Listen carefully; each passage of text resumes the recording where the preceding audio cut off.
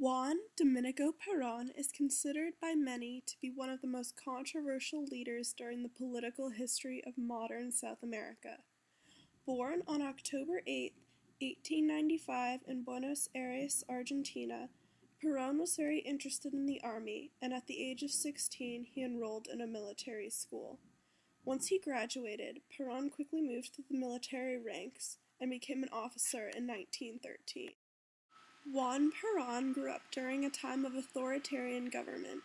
He was not a supporter of this government, and while he was an officer, he was a part of a secret organization called the GOU, standing for Government, Order, and Unity.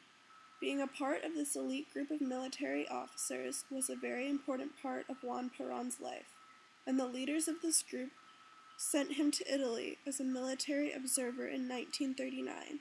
It is here where Peron discovered his admiration for Mussolini's political skills. A couple years later, the coup devised a plan to change Argentinian politics.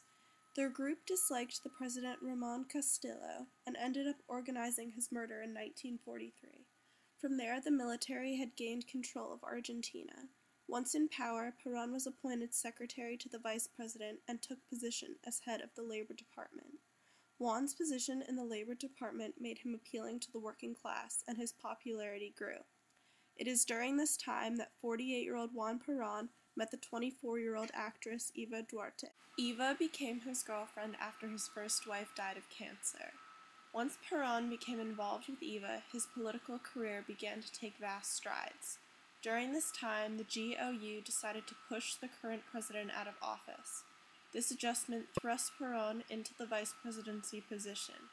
His power and girlfriend walked hand in hand as he and Eva became well-known public figures. Their popularity blossomed as they both began to speak out against poverty and created efforts to dignify labor. In 1946, Peron ran for presidency as a candidate for his new Peronist party. With the help of his wife Eva, he was able to gain all the support of the workers.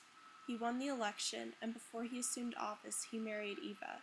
As president, he tried to industrialize Argentina by creating iron and steel industries.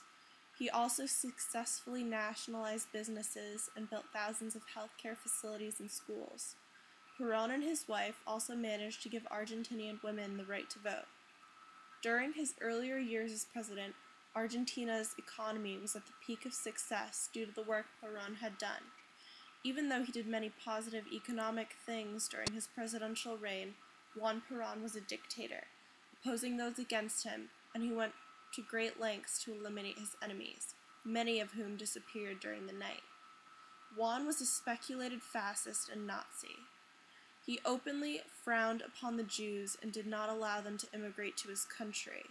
Along with this, Juan Peron supported the Nazis and made Argentina a country that harbored many Nazi war criminals.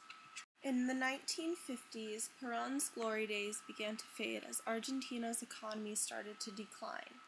Eva's popularity had given her the position as vice president under her husband. Over the next year, Eva became very ill. With elections coming up, Eva used her celebrity to say those who did not vote for her husband were traitors, as an attempt to promote her husband's position in government. In 1952, Eva died of cervical cancer, and Peron was elected for a second term as president. During this second term, Argentina's economy greatly suffered. More importantly, Peron attempted to separate the Catholic Church from state to eliminate their influence on the public.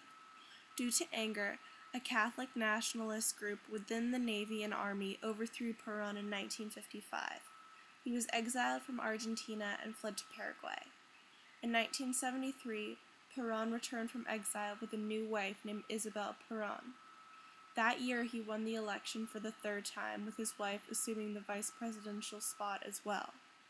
At this point, Argentina had broke out into complete chaos, and the people thought Peron's presidency would be their ticket to stability.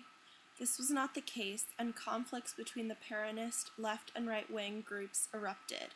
On July 1, 1974, Juan Peron died, only 9 months after being re-elected, leaving his wife as the new president of Argentina. Peron had a very influential life in the military and government. Even though he had managed to accomplish some positive things during his presidency to boost the economy, he was a dictator that greatly opposed those who spoke out against him. The controversy lies within the question, was he a good leader? Juan Peron did in fact help the economy and is still remembered today as the icon for the Peronist Party, but he was a dictator that took control of his country, making him a bad leader with very few good intentions.